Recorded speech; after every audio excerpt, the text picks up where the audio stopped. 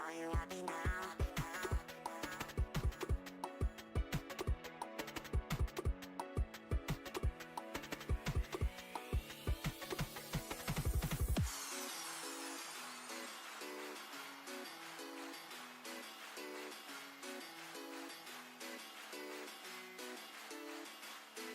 Are you happy now?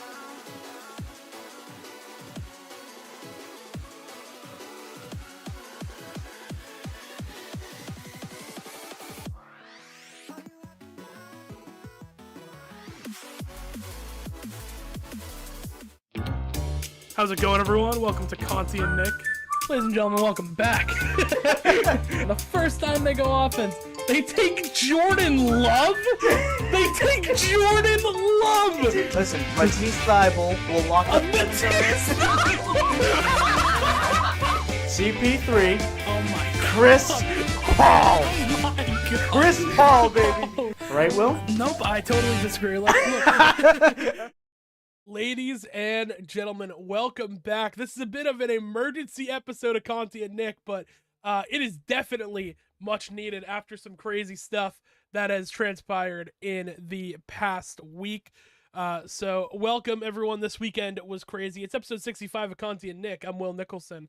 Alongside me, as always, Gino Conti. Gino, we had some madness happen in the sports world this weekend, man. Yep, and you said that this is an emergency show, and to quote the great Patrick Star, woo woo, wee woo, wee woo, wee woo. Emergency. Big emergency. No, that's the best way to put it. As I try and adjust my camera here, you can tell that it's an emergency episode. Sorry to my audio listeners. You had no idea, but now you know. All right, so we had two big trades that transpired over this past weekend. The first one that we're going to lead off with is the NBA, the Desmond Bane trade, and then we're going to get into some Rafael Devers, because I know that's what a lot of people, especially our Red Sox fans, want to hear about. But Desmond Bane, he gets traded to the Orlando Magic, there we go, for 4 first-round picks, Cole Anthony, and Contavious Caldwell-Pope. All of those picks are unprotected. Who else was it? And a pick swap. And a pick swap. There you go. So a whole lot for Desmond Bane. Gino, my first reaction to this trade when it happened was immediately I thought about the Luka Doncic trade, and I was like, really? Like, Desmond Bane goes for 4 firsts, and then, you know, Luka goes for like 1 and Max Christie and obviously AD, but very weird trade, I would say. I think personally, I mean, to get into it already a little bit, I think the Magic probably ended up winning this trade. I'd say that's a net win, or excuse me, Memphis ended up winning this trade. I think it's a net win for them, getting all those picks for Desmond Bane. I don't know how it looks for Orlando, but what was your initial reaction to the trade? My initial reaction to this trade was, in most cases, the guy who ends up, or the team who ends up getting the best player is the team that ends up winning the trade. And look, it's going to have to hold out a little bit. This is going to be one of those trades where we're going to have to look back in a couple of years, because we don't know what Memphis is going to do with those draft picks. But I will tell you, 4 draft picks, 4 first round draft picks is a lot for a guy like Desmond Bane. But we do have to remember, he is one of those players who can easily average 18 to 22 points a game per season. I mean, as a great guy, he's a shoe-in fit for any team. One of those players where you can just plot him into the lineup and he immediately makes your team better. That's what he did for Memphis. I believe that's what he's going to do for Orlando. And kind of something that I said to my friend Dom yesterday, I think that Mikal Bridges in the trade that was made with the Knicks and the Nets last season kind of set the market for these above average role players getting traded for several first round picks and having a lot of heavy compensation and value in the league. So that's what I think. Yeah, I mean, I'm usually with you. I mean, teams who get that the best player in the trade, I always say initially they end up winning. But it feels like, and for Orlando, I get it. You're kind of in a crossroad right now where you're a decent team, you're in the playoffs, and you're trying to take that next step to really be a contender. You have great young talent in Paulo Banchero. Franz Wagner has been great. And I think one of the big problems with Orlando was they couldn't really stretch the floor versus the bigger teams in the East. I mean, you saw it in the Celtics series. It was kind of all Paulo getting them the outside shooting. KCP couldn't find his shot. So you bring in a guy like Desmond Bane, who, like you said, great scorer. He can fit right into that system at that 18 to 20 points a game, and he could stretch the floor big time. They have a guard now who is reliable outside shooting the three ball. But I can't get over that. I feel like they gave up so much to go and get him, right? Like 4 first round picks is kind of crazy to go and get a guy like Desmond Bane. No shade to Desmond Bane. I think he's a phenomenal player, but that just seems too high value for me. Yeah, and like so at its face, like I do agree with you that it is kind of a crazy like return, like giving up 4 first round picks plus a pick swap, and KCP, we can all kind of troll him, but at one point in Denver when he was in the right scenario, Yeah, he helped them win a championship, and then the same thing can be said about the Lakers, even though it was the bubble. So he has shown that he's capable of contributing positively to teams when he's in the right environment. So I mean that's a decent get. And then Cole Anthony obviously has been a little bit of disappointment, but maybe Memphis can utilize him as a good little backup guy in that role. So we'll see what happens. I just can't help but look back. I said this already, but I can't help but look back at what happened last year with Mikal Bridges. And when they saw the haul that New York gave up to get him, now all the teams in the league who have a guy who's on that level, because I'd say Mikal Bridges and Desmond Bane, different positions, but in terms of like talent level, are around equal. I mean, I'd say that that's a decently fair comparison just for talent. I'd agree with I you. I think think they're now very similar players. yeah, and that's why now I think that once you kind of set that market, did the Knicks, now everybody who has that level of of talented player is gonna ask for that level of compensation and return. But like I am with you on its face, it's too much. No, 100%. Sorry for the little beep that you guys heard, by the way. My bad on that. I just, it's hard to get over that this is the NBA now, right?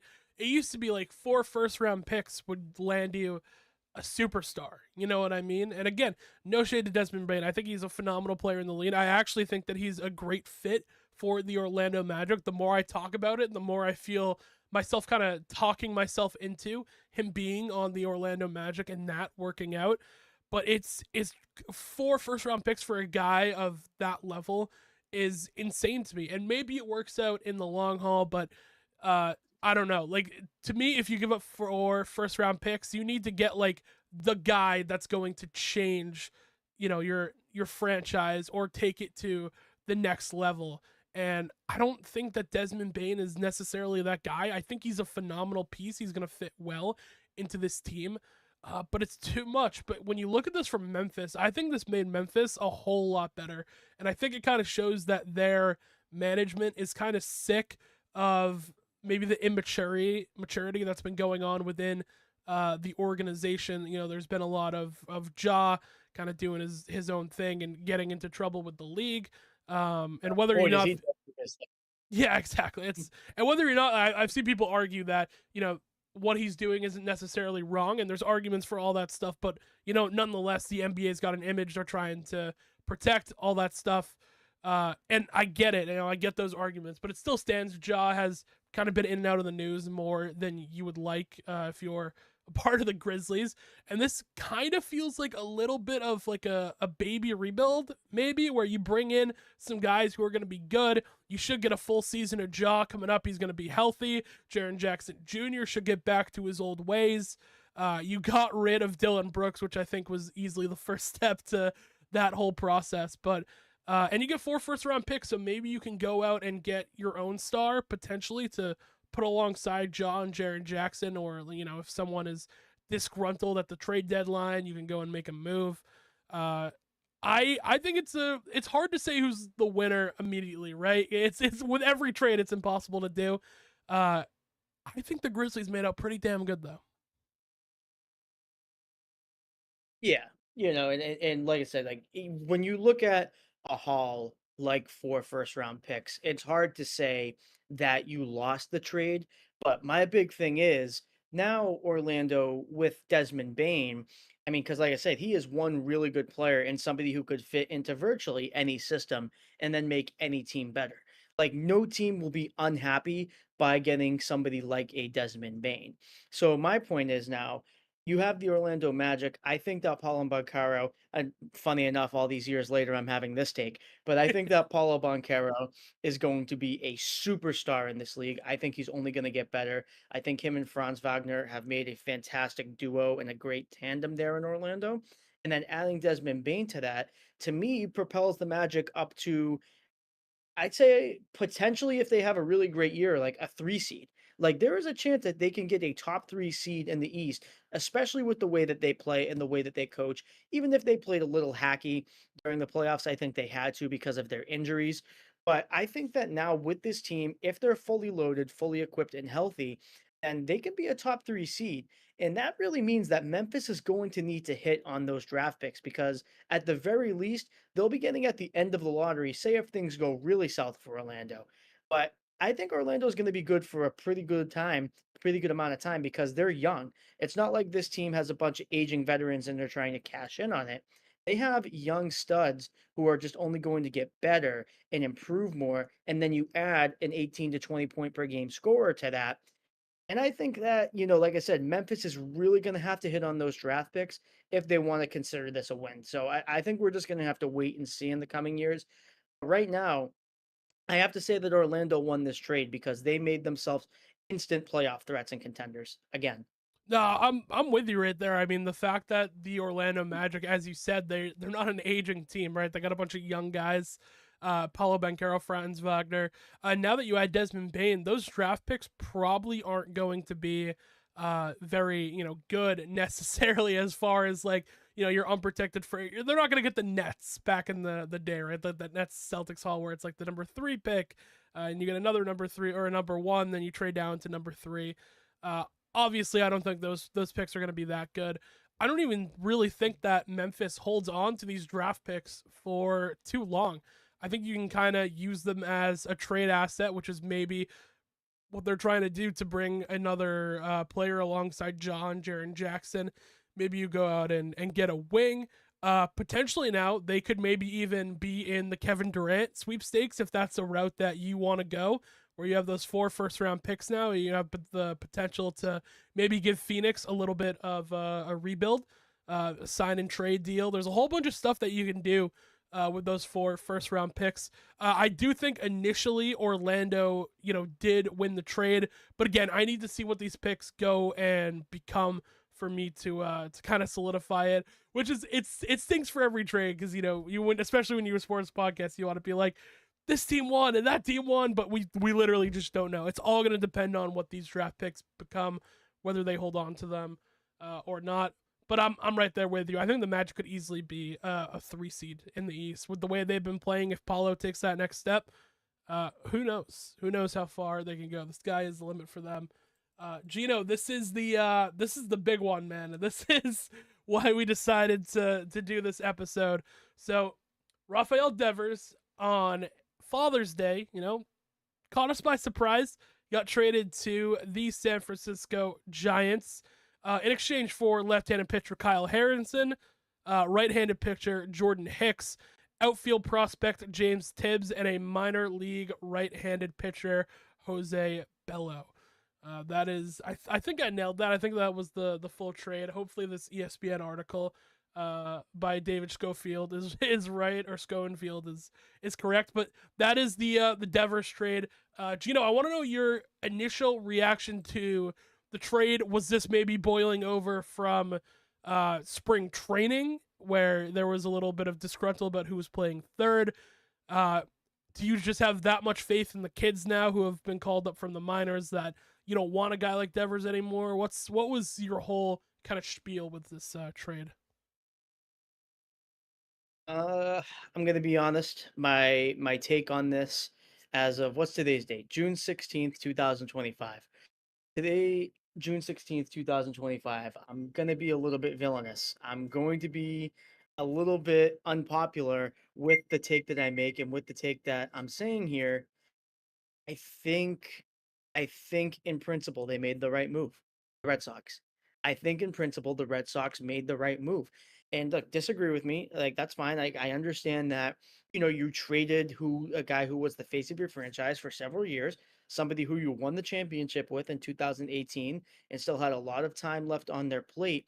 But the fact is, you are paying not only so much for a designated hitter, he's way overpaid at his position. Jeff Passan reported that this contract or his contract that he had was pretty much dead in the water. So not a lot of teams viewed it as anything that they would trade a lot for. So what the Red Sox got in return, plus having that full salary taken, was something that I wouldn't view as a quote unquote success because I wish they got more and I wish that they got whatever they needed. But the reality is, if the league viewed his contract as dead in the water, then the reality is, if they were going to eat all that salary cap, then teams were only going to give up but so much in terms of players and or prospects. And Rafael Devers, with his attitude, even though it was handled by the Red Sox poorly at first, Rafael Devers' attitude to not help the team as injuries to Alex Bregman and Tristan Casas happened, his stubbornness is not what a face of the franchise acts like. And when you're calling up people who are young, impressionable, learning their way into the league, like Anthony Campbell and Marcelo Mayer, those guys aren't going to want to be influenced by somebody who refuses to do what they need to do to help the team. So they got rid of a bad example and a bad influence for the young kids. You know what's crazy, Gino? I came in feeling a little similar, man. My initial reaction is, if you're a Red Sox fan, you're probably pissed off. You're 100%. You're not feeling good about this trade because essentially, you're. I don't want to say forfeiting the season because I don't think that's true, but you're giving up one of the best hitters in baseball. And if you're a Red Sox fan, you should be upset, right? You paid him all this money, and it's not looking good. Obviously Devers didn't want to be here. It was in spring training. He made that very clear that third base was his, even though you got a Gold Glove winner in Alex Bregman. And yet I'm sitting here, and the more that I've thought it over and I've looked at this trade, the less I truly hate it. And I think it's a combination of a couple of things, right? Obviously, to start with, I was a big Devers guy. He was one of my favorite Sox players. I have been on the record of not being super into baseball, even when in the world, I would watch the Red Sox in the playoffs. And, obviously I saw that 2018 World Series that they won. But again, when I started getting back into baseball, or really for the first time getting into baseball, Devers was fun to watch. I mean, it's fun to see your team when you got one of the best hitters in baseball. But he was just a bad apple for this team. Now, we can argue whether or not it's worth it or not to keep his contract, or if he was worth keeping his contract, even though you knew that he wasn't going to stay here long term. But again, one of the things with the Sox is that our pitching has been spotty, right? So you have Crochet, you have your ace, Dobbins has been pitching well, but then you have a game like when we played the Yankees in Yankee Stadium, I believe, where Fitz gave up like 5 runs in the first inning, right? So it's been spotty pitching for the Sox, and you get a left-handed guy who's a starting level, you get a prospect, a couple right-handers. I don't hate the return. I don't. Obviously, it's so hard to feel about this trade because I know that people are upset. I'm upset about it. I wanted to keep Devers, but if it seems like a completely lost situation, which it feels like this was, right? He didn't really want to be here. It was kind of out in the open, and you're able to give up or you're able to get back, excuse me, a couple of left-handers, some outfield prospects. The kids are playing well. Campbell, Anthony, and Meyer, they're all playing very, very well. Meyer specifically is hitting, his stride with the bat. That 2 home run game versus the Yankees a couple of nights ago, very, very good. Um, I don't hate it, and maybe I'm crazy for that, and maybe we're both crazy for that for not hating the trade. But I'm right there with you. He was gonna be gone anyway. At least you're getting something back. I would have liked to keep him on his contract, but again, I don't think this is necessarily maybe a cheap Sox situation. Probably part of it is, right? You want to get that 250 mil off the payroll. And obviously the Giants are taking that whole contract, but truthfully, if Devers was going to be gone, I think this is a pretty damn good return. Yeah, and look, I just want to clarify, like, because I did say at the beginning of the season, when there were these disputes and there was kind of this stuff going on between the clubhouse, mainly Cora, and Rafael Devers, I was actually on Rafael Devers' side Yeah. because the team was not communicating with him properly about where they wanted his positions to be, where they wanted Bregman to be, because it always came off at the beginning during spring training like they were going to have Alex Bregman play second base because that is something that he could do. That's a secondary position and something that he's capable of. But as time went on, it seemed like kind of the rug was pulled from underneath Rafael Devers, and they were like, "Hey, you're going to DH, and hey, you're going to Alex Bregman, you're going to third base." So obviously, the way that that situation was handled, that's something that I think favors Rafael Devers. But the problem is, as the season goes on, injuries are going to occur, and they did literally to the two positions that we were discussing. Rafael Devers potentially going to back to third base or trying out first base. And both times that the position opened and they had to put backups in or call up prospects, he straight up refused. So at that point, I think you lose a lot of your sympathy. I think you lose a lot of your benefit of the doubt because it's no longer about you being mistreated. It's now about you not helping the team out. And really, like, because Christian Campbell has turned it on as of late. He's had like a pretty solid week and a half. Like he's been hitting a little bit better, kind of looking like, I'm not going to say officially, but it's looking like he's getting past that slump that happened towards like the middle of the season. But what I will say is, I contribute a lot of Christian Campbell's struggles over this past month to him trying out at first base because I think he has a major league bat like that is ready, and I think that he is ready to hit on the major league level, but his defense was lacking. The Red Sox wanted offense, so they called Christian Campbell up to the big leagues a little bit early and they moved him all over the place because Rafael Devers refused.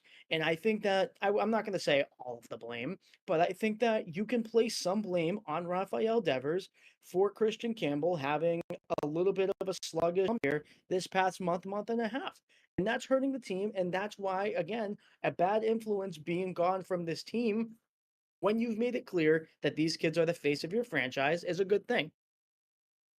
Yeah, no, I agree with you. So obviously, I think that this is a mismanaged by the Red Sox 1000%.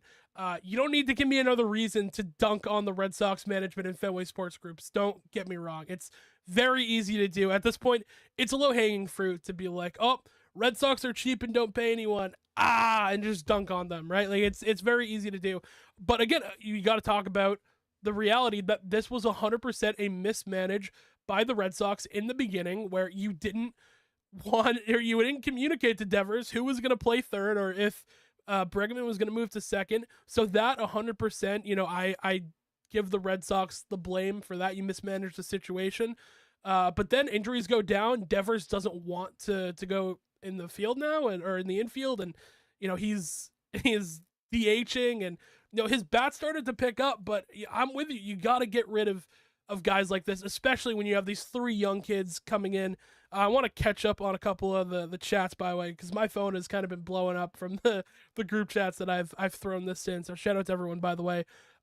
First off, we got Bill Nicholson, good old Billy Nick, chiming in. He goes, "I'm glad they traded him. Not a team player. Wouldn't play third or first when the team needed See ya." And then he goes, "I love the fact that he got traded to the National League where there is no DH." Love it. That Love that. is funny. Pretty good. We also got I would Dom say talking about sell the stadium, sell the name rights, sell Wally, sell the monster. At the end of the day, Rafi showed up to camp overnight, overweight and out of shape before Breggy got here. He said he wasn't going to give up third, then he did. He said he wouldn't DH, then he did. Again, it's been a lot with Devers, right? And I think that there's blame to be placed on both sides, and it felt like an unsalvable situation, Gino. yeah. But and I would just like to say, and I'm not saying this to any fan in particular or anybody who's listening, but Will, you and I are in the same sports group chat.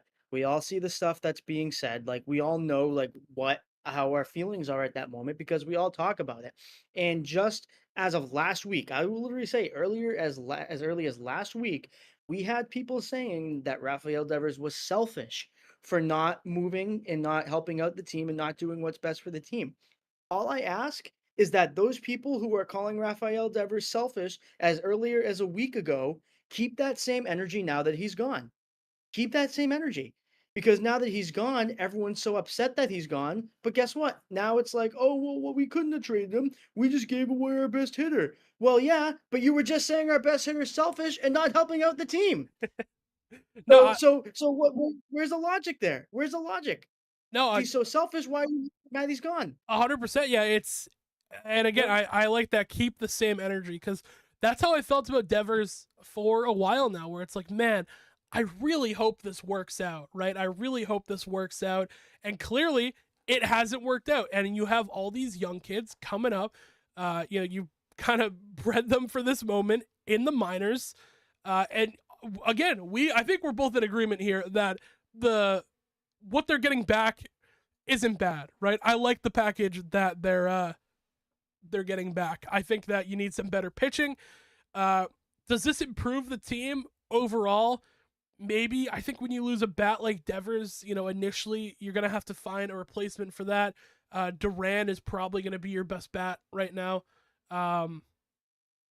It's tough. It's a tough situation because there's so many parts of me that is angry at the Red Sox for making this trade.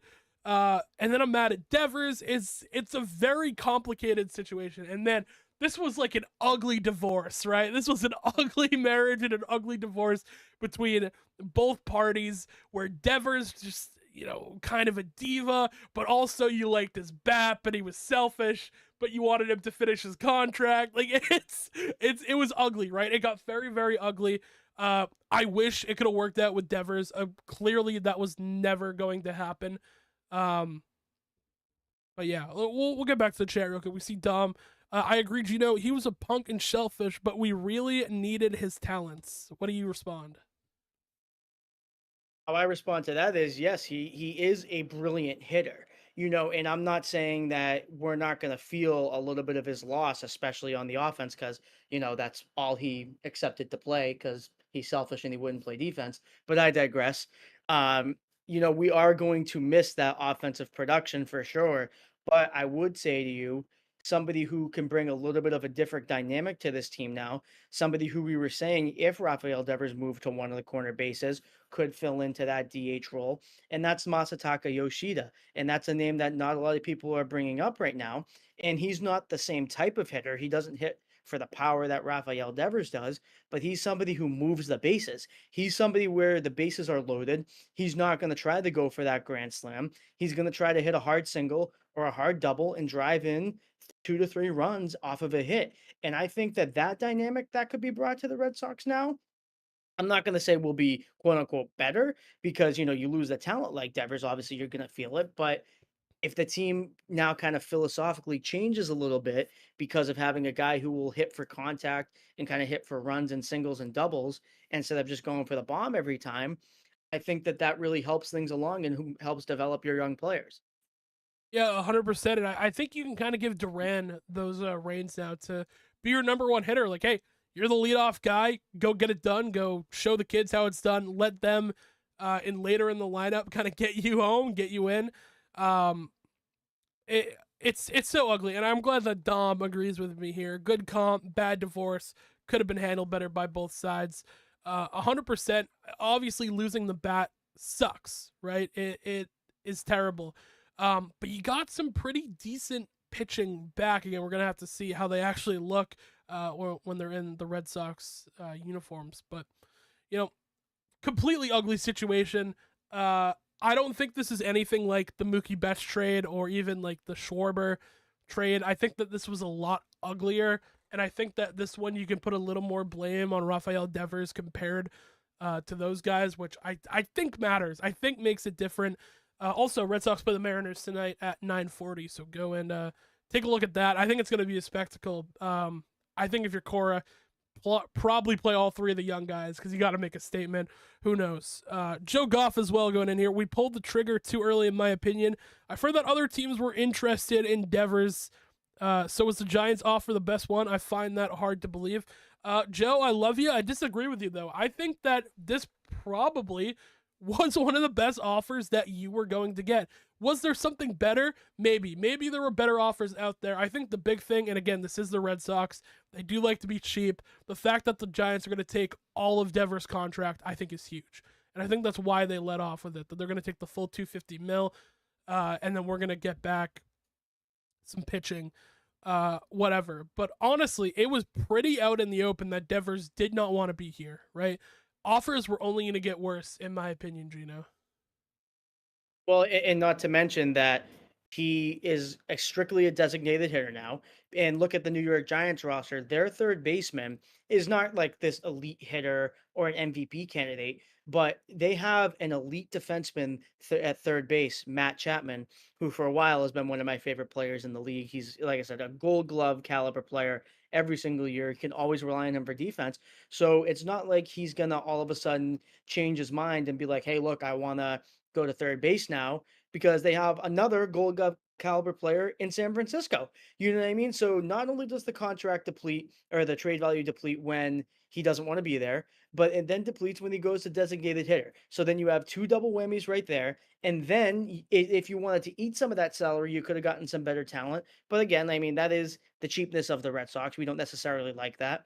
But again, I wish the return, like the thing that I feel a little bit differently about than you with this, Will, is I do wish that we got a little bit better of a haul, but I understand that if the league viewed it as an underwater contract, which is what Jeff Passan reported, then I understand if the Red Sox felt as though this was going to be the best offer that they had, and they wanted to cut bait with somebody who was a non-positive atmosphere in their clubhouse, then they wanted to do it ASAP, and they felt that this was the best that they were going to get. And I don't ever have any objections with pulling the trigger a little bit early on a guy who you think is going to cause problems in your locker room. I don't have an issue with that. Yeah, no, I'm right there with you. Obviously, the guy was a bit of a cancer in the locker room, especially towards the end, man. I mean, complaining about playing third and then not wanting to play third or fourth or play defense, that hurts, right? That hurts the organization. It sends a bad message to the young guys that were coming in. So I'm there. Actually, in the middle of this, I took a look at some Yoshida stats. Man, is he gonna be fun to have back? Like that is gonna be world changing. As you mentioned, you have a better bat coming in. I think for the Sox, now you're really relying on the kids, right? You're really relying on Meyer and Anthony and Campbell. Abreu's coming back, I think, very soon. I think he's got like a week left. Then that injury should be good. He should be back within this month. Hopefully. He should be back within this. Yeah. Love that. So he's going to be back very soon. Do you know the timeline for Bregman off the top of your head? Off the top of my head, I don't have an exact one, but I do think that I do think that we should see him either right before the All-Star break or right after that.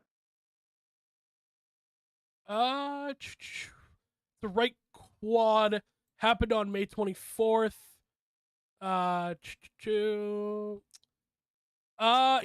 Currently, and this came out, when was this? A couple of days ago. He's at about 50% right now. So let's say we're halfway done. You get him before the summer's over, hopefully, is maybe the timetable on that with a right quad.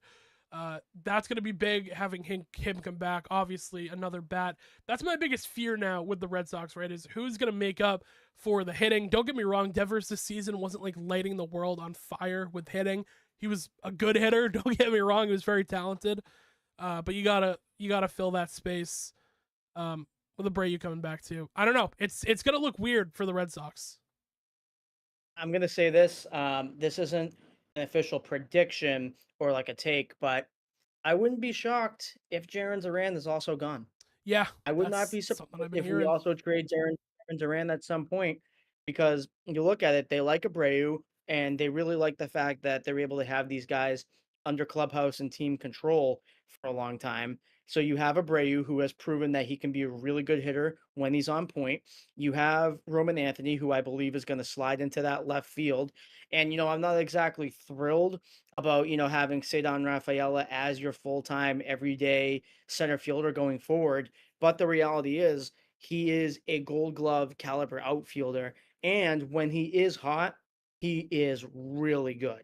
Like when he's hot, he is one of the best. I'm not going to say one of the best hitters in baseball, but one of the best hitters on the team when he's hot. So he definitely has his ups and downs. But if he's able to control it a little bit, which, a lot of good coaching would go great and would help him forward with that. Oh boy, But what it. if he's able to get like a semi-consistent, like 240 to 250 batting average bat, along with some of that power that he has flashed, then you can live with Cedon Rafaela being your everyday center fielder. You can live with that. Not everybody's going to be hitting the 270s to 300s. That's just not the reality of it, unless you're the Dodgers. But the thing is, if it's not Masataka Yoshida, I want to get your take real quickly on this. Yeah. Will in the coming years, if Christian Campbell's defense doesn't improve, would you be open to seeing him move to designated hitter? I could see it being a possibility. I think there's so much time with Campbell. He's like what? He's 21 or something. He's very young. So I could see it being a possibility. Maybe if his defense like doesn't improve, but I'm willing to give him the timetable to get his defense better and to really, because he's at second right now, right? They moved him over to second. Yeah. Yeah, so I'm willing to let him kind of work that out at second and get the again proper coaching would really help that, wouldn't it? It would really help him be able to play second.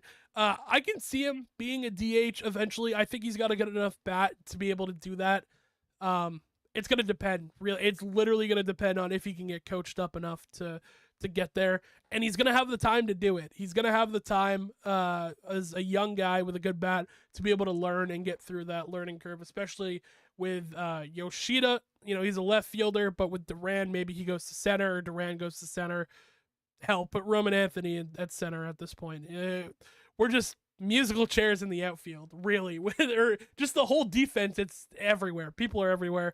But that's the reality with injuries. It's gonna look weird. It really is gonna look weird. Though without the Red Sox having we don't have a big time hitter right now. It's gonna be strange. Yeah, and it's going to be even more strange because we're on a West Coast trip that starts tonight. And in that West Coast trip, I believe it's Seattle, San Francisco is the second ones. And so we're going to see Rafael Devers relatively soon in his new team, in his new uniform. And unfortunately, I think he might be out for some revenge and get locked in. So on Yeah. its face, it might not look that great when we face him. But you know what? I think that again, the Dodgers got a good player. They got a really good batter, a brilliant hitter. And I want to remain consistent because with Desmond Bain, I did say the team who gets the best player ends up winning the trade. But at the end of the day, if the Red Sox did get rid of somebody, which they did, who clears up the atmosphere in that room and allows the kids, whoever it is, hopefully Roman Anthony, to kind of go into that leadership role and grow into that leadership role with veterans like Rob Revsnyder, like Alex Bregman there to help them out, then I believe that they did the right thing. I really do. I think that this clean slate for the whole entire team, somebody step up, hopefully Roman Anthony, because he was the number one prospect in baseball, Mm-hmm. but somebody step up, somebody take that leadership role, and somebody take the Boston Red Sox into the next era of success. The Roman Empire starts now, man. It starts a little bit earlier than we maybe thought, but It's gonna have to happen. Gonna have to be a reality that the young guys, you gotta learn quick because it's season's coming up on you quick. Obviously, it's 5 in a row for the Sox right now, and I believe 6 out of their last 7. So you're in a good spot. You just gotta maintain that consistency. The pitching has been good too. Crochet lights out versus Judge. Dobbins was great as well.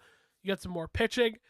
You know, it's a sad day in Boston to see Devers go, but in the long run, I think we'll end up being okay. And I think that's gonna wrap it up for this Conti and Nick as well. Shout out to everyone who came out and gave us your opinion. It's always fun to see. This was a fun one too. We had a bunch of people coming in giving their opinion, whether it was in the chat or just texting me, talking about your whole opinion. So it was a great time. Appreciate all of you being here. No objection. Oh, sorry. Sorry, I didn't mean to cut you off, No, but I go was saying for it. I have no fear. I have no problems with coming on air and giving the unpopular takes because at the end of the day, that's what sparks the controversy, man. And I'm for it. Well, you know who is the real controversy sparker? This guy, he can never get it right. The one and only John Bro. I'd never trade him. I would never trade John Bro. We'll see you guys later. Before we wrap up as well, I am gonna get a In the Nick of Time coming out soon. I tried to make it happen perfectly where I multi-stream it on TikTok. TikTok hates me. It's not letting me do it. So I'm just going to bite the bullet and do it when it's not perfect. And we'll figure it out. But until next time, we will see you. Ginormous coming out soon. In the Nick of Time coming out soon. Make sure you follow us at Conti. Wednesday will be nothing short of ginormous, baby. Yes, sir. Yes, sir. All right. We'll see you guys later. Peace. Jumbro.